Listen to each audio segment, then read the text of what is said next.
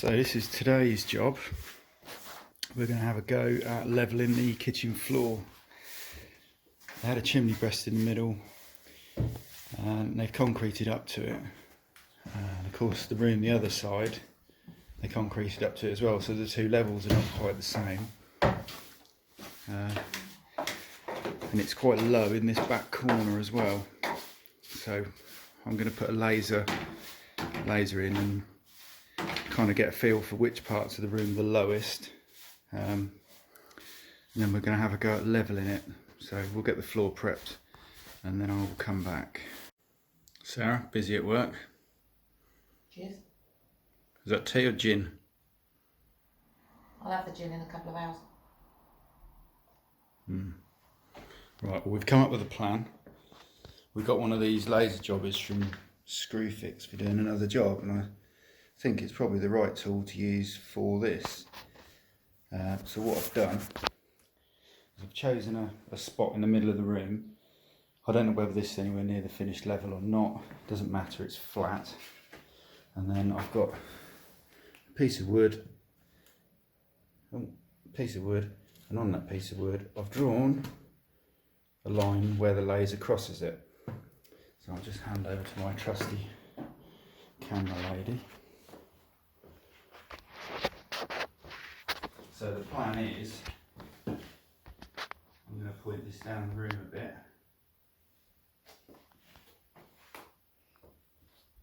You can already see on the left hand side we're high, and on the right hand side we're, don't know, 20 mil, a bit more. So we're under the line, and that's on the line.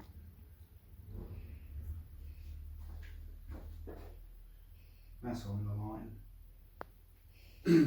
So it's actually different than what I thought. This side is quite a lot higher. I'll turn it round.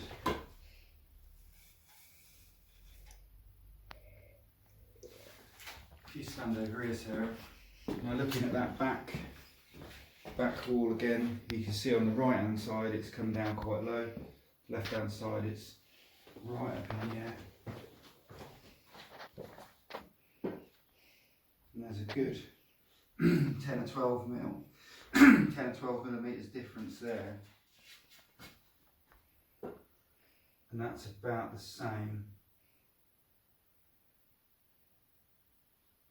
So this side looks pretty much the same as the measure.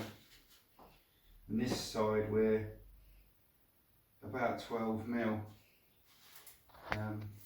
So I think if we start flooding in the self-levelling in this side first, and over there where yours stood,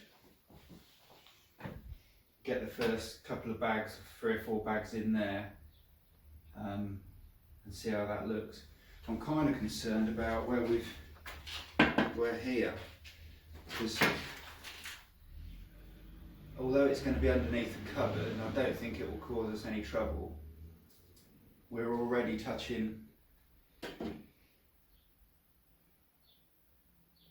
So we're fairly high there anyway. So it's just the bottom bit. Yeah, I kind of think we're just going to have to throw it in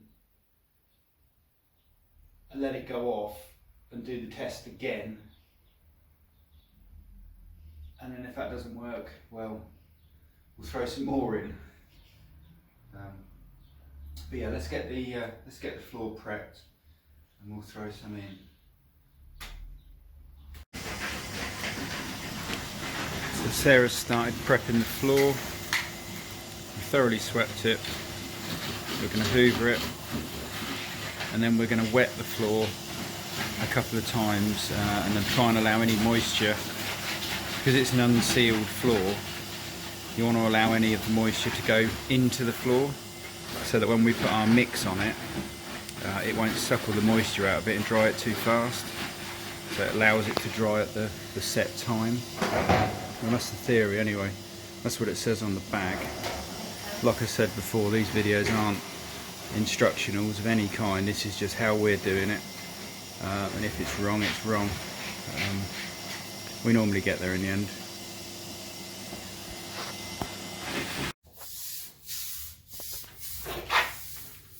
So we've put in about 6 litres of water, and you can see there's a few tiny puddles, but the floor is literally starting to suck up all that moisture.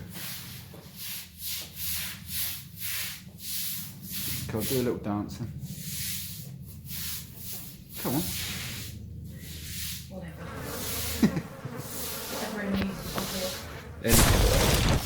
This is what we've decided to use. This is 11 quid a bag.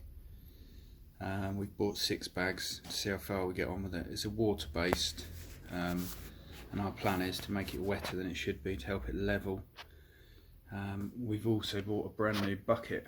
Why would you buy a new bucket if this is about frugal renovation? Well, there's obviously we're not getting trade in, so it doesn't matter. But the real reason for getting a new bucket is we found that if you use a bucket that's been used before, where the chemical reaction has taken place, when you put a new product in, it just goes off faster. So we've shelled out, I think, £6 on a new bucket. And top tip: throw water in the bottom before you put your stuff in, and then you don't end up with too much dust in the bottom. It mixes in a bit easier. So I'll hand over to Sarah and I will start mixing.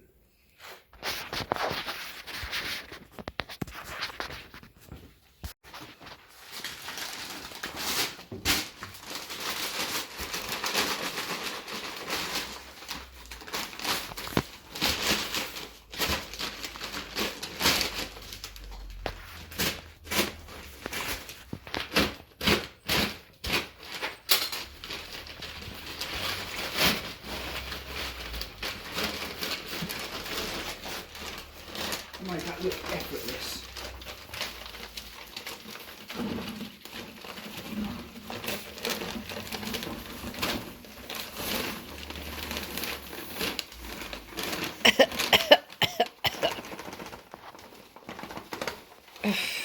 We don't believe in masks. Should have put a mask, dear. Should have.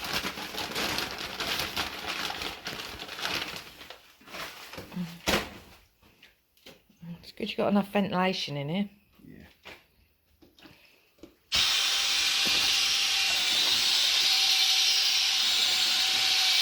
Good old Nikita. This is going to make a riveting video. Best pause there and we'll start again when we start pouring. So we've got the first couple of loads in. That's 40 kilos, and it is self-leveling reasonably well. I'm not too worried about it. There's bits on the wall which are a little bit higher. Not too bothered because the cabinets, because it's going to be a kitchen, the cabinets will cover all that. So yeah, we'll keep mixing. You'll notice I'm on my own now, because we've just realised halfway through mixing that a standard drill with a mixer in just isn't man enough. We've got an SDS here on site, so Sarah's just nipping at Screwfix to get a paddle mixer for it. But I shall carry on. So I've got 4 bags in there now, 80 kilos. It's becoming quite apparent there's going to be some kind of steps that this isn't going to catch. I'm not too bothered because I can make it up with the tile adhesive as long as I can get it reasonable. There's some high spots which I'm not even going to try and get them because again the tiles will get it. Just going to try and get it, you know, reasonably flat, but we're getting there.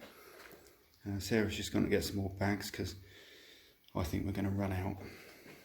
So a bit left to do, and this is the easy bit. Top tip: always finish at the door.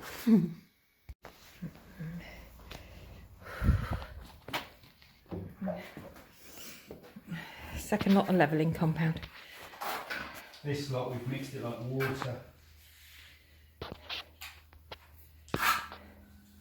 Just waz it about. Like to answer it? Yeah.